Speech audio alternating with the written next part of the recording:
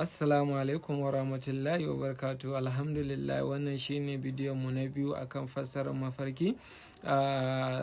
Sigan farko akan fassarar mafarki shine wanda ya mafarki ya ga wuta ya sauko daga sama yana fadawa wasu gidaje ko kuma wasu wurare haka, to Allah ya kiyaye. Wannan mafarki na nuni da cewa fitina ko kuma yaƙi zai faru a wannan gida ko kuma wannan wurin da aka yi mafarkin wutan na faɗowa.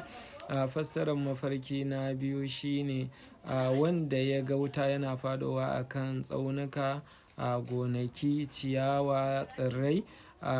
To wannan mafarki yana nuni ne da cewa a wannan shekara ko kuma a wannan wurin da aka ga wutan na faɗo ma tsirrai da shukoki, za a yi fama da fari wanda hakan zai janyo ƙonewan shuka ko kuma ƙwarin nan da suke lalata tsirrai za su bayyana a wurin su lalata wannan hatsin da za a samu a shekara ko kuma a wannan wuri.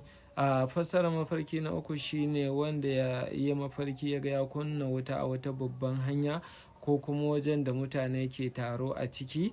To wannan mutumi idan ya fito daga jinin ilimi ne, ana sanar da shi cewa Allah zai ba shi ilimi wanda zai share duk duniya sai an ji shi.